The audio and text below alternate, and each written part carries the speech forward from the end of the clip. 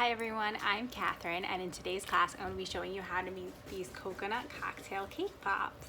You can order your kit for this class at candylandcrafts.com. If you do order your kit for this class at Candyland, you will receive in your kit 2 pastry bags, milk or dark chocolate, whichever one you would prefer, white chocolate, yellow, red, and green fondant, lollipop sticks, a 5-inch cake, and buttercream frosting. The other tools that you will be needing for this class are a paring knife, a rolling pin, some cornstarch or powdered sugar, just in case your fondant gets too sticky on you. And I used a fondant tool to help me roll it out so it gets smoother, but you don't need this. And also a small cookie cutter, again, or a tip to cut a small circle. Again, if you don't have that, that's fine. You can just freehand your circles. That would be everything needed for today's class. Let's get started. The first thing you're going to do to make your coconut cake pops is you're going to take your cake out of the bag or your cake scraps, whatever you're using, and you're going to start to crumble it all up into a bowl. You want tiny little crumb pieces.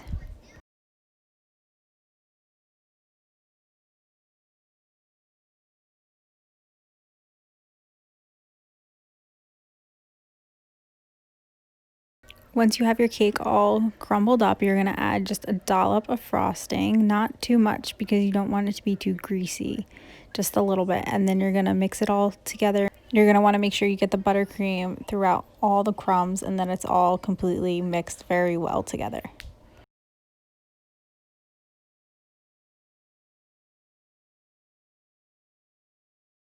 Once you have it all mixed together, you're going to take some of the cake in your hand and you're going to squeeze it together. And if it sticks together and stays together, you have the right consistency.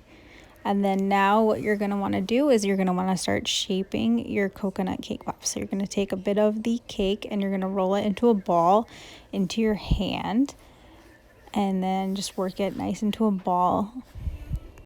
So after rolling your cake into a ball, you're going to want to have a plate put to the side to hold your cake balls on so that you can put them in the refrigerator after. So basically I'm going to roll them out, and then I find it easiest if you get a paring knife. And what you do is you take the paring knife and you cut the top off of the cake ball so you have a nice flat surface to work with. So I'm going to put the cake pop down, I'm going to cut the top, and then I'm just going to use my hands to kind of shape it in the right direction so you get like that nice flat coconut bottom. And then I'm just going to keep doing that, and I'm going to put them on the plate so I can put them in the fridge to chill before we put our our lollipop sticks in.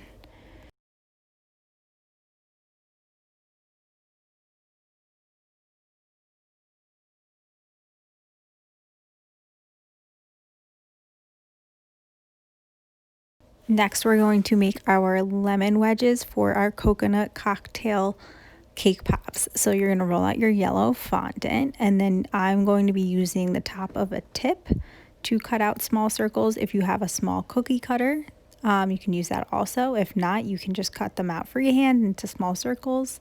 So you can just cut them out and then put them to the side.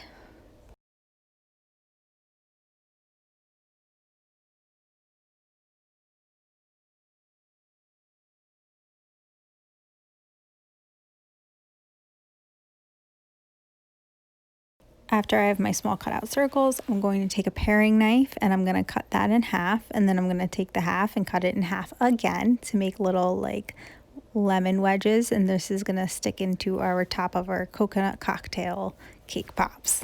That is a mouthful.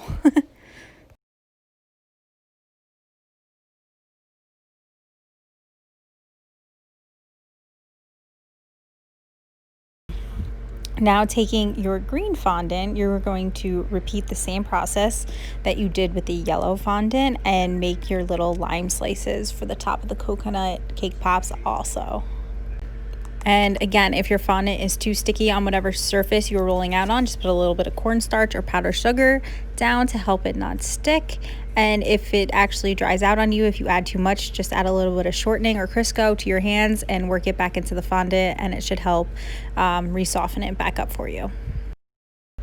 Now I'm just going to take some of the fondant and I'm going to roll it out into like little snaky logs, and I'm going to then trim and cut them and make like the little straw for the top. So after I roll them out nice and thin, I'm gonna cut them and then bend them slightly at the top, just slightly, and I'm gonna put those to the side to dry. As you can see with my fondant smoothing tool, if you use that to roll out logs, it will actually give you a more even surface and a smoother log, and you can actually roll it a lot thinner than if you used your hands. Again, you do not need this tool, but it helps if you would like a really thin and smooth log. As you can see, I just gently glide it back and forth to get the length and thinness that I'm looking for.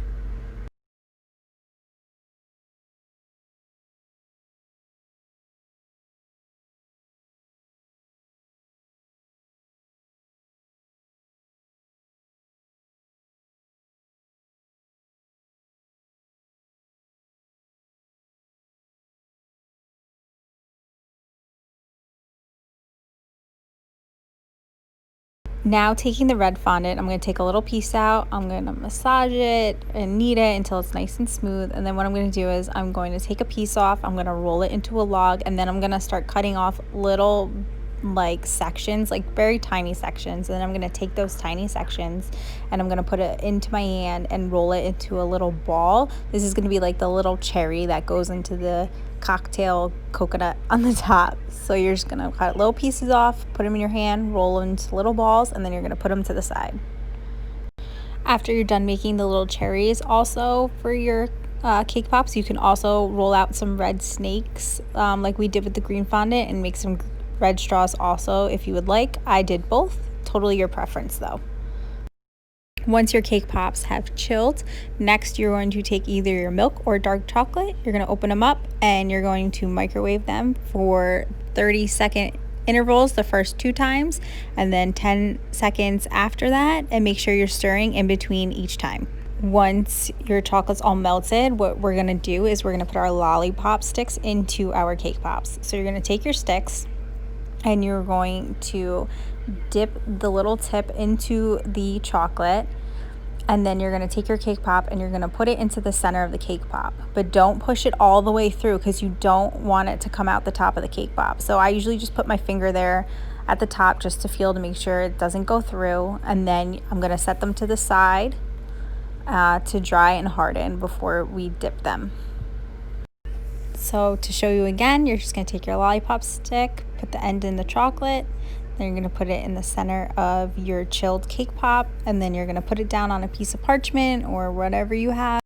After I get all my lollipops stick in, sometimes some people like to put them back in the fridge. I don't. I like to let them set outside of the fridge. I like to bring the cake back up to room temperature, because then when I take my final cake pop, like now, and dip it, I am less likely to get cracks into my chocolate. If you do get cracks in your chocolate after you are dipping them, then you would simply just take a little bit of chocolate and fill those cracks. So I dip my cake pop in my chocolate, I roll it around, and then I use my other hand to tap my hand to help drip the excess chocolate off my cake pop. I find this way more delicate and easy than if I take my stick and smack it against the side of the bowl.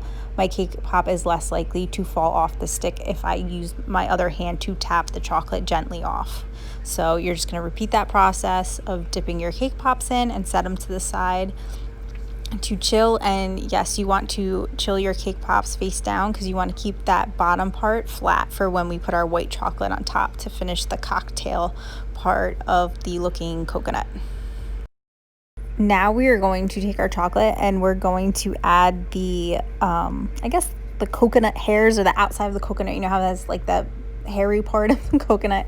We're going to add that to our cake pops. So using one of the pastry bags, you're going to add some of your melted chocolate to the pastry bag. You're going to fold the pastry bag over your hand and just gently pour it in.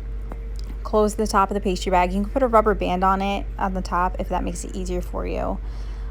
Squeeze the chocolate down, twist the top so none of the chocolate pops out the top while we're squeezing the chocolate out.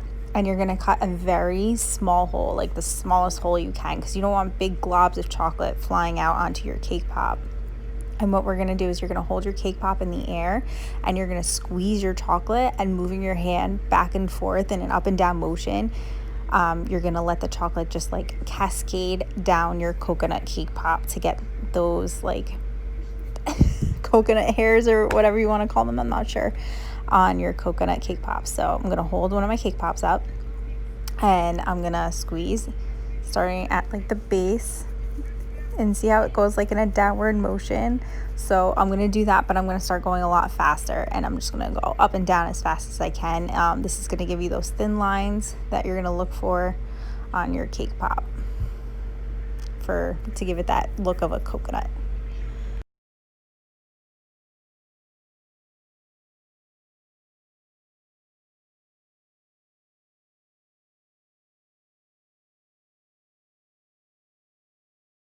After the milk chocolate has set on your cake pops, you're going to melt your white chocolate. Same way we did the milk, 30-second intervals the first 2 times, and then 10 seconds after that.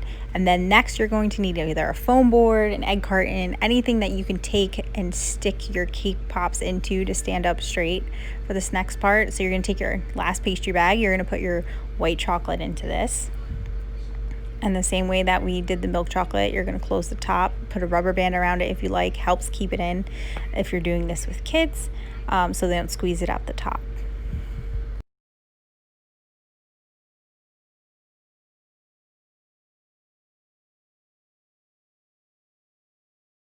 Okay, so to finish our cake pops off, what I'm going to do is I'm going to take one of my cake pops, I'm going to stick it into my foam or whatever you have, an egg carton. You're gonna stick it in so it holds it for you. And then I'm going to cut a small hole into my white chocolate. You don't want to cut a big hole because you don't want the chocolates everywhere. So I'm just gonna cut a tiny hole, and then I'm gently going to pipe the white chocolate on top of my coconut. So you're gonna gently squeeze the white chocolate out on top of your coconut. You're gonna want to go as close as the edge as possible, but not too close because you don't want it to spill over. You can shake your cake pop a little bit to get it to flatten or go closer to the edge. If it does spill over, that's totally fine. You can just use your finger to clean it up. Using your fondant extras that we made, you can stick your straw in, you can put your cherry on top, your lemon or lime slice, and that's how you make your coconut cake pops. And you're just going to keep repeating the process with the rest of your cake pops, and just keep them upright until the chocolate hardens. And that is how you make your coconut cocktail cake pops. I'm going to show you a couple more times. I'm going to try and get closer so you can really see up close. Okay, so here's a nice close-up like side shot. So you're going to squeeze the white chocolate out onto the top. I'm going to shake it a little bit, and that's going to help just see it gets it a little closer to the edge also for you. If you want it closer to the edge, that's totally your opinion. You can shake it a little more. And then I'm going to add my straw, my lime or lemon, whichever one you pick up, and your cherry, and that's how you make your coconut cake pops. I hope you enjoyed it, and thanks for watching. Thank you for making coconut cocktail cake pops with me today. I hope you had fun. If you have any questions at all, you can reach me at Pastry Mama on Instagram and Facebook. Feel free to share pictures of your creation. We would love to see it. I hope you have a great day.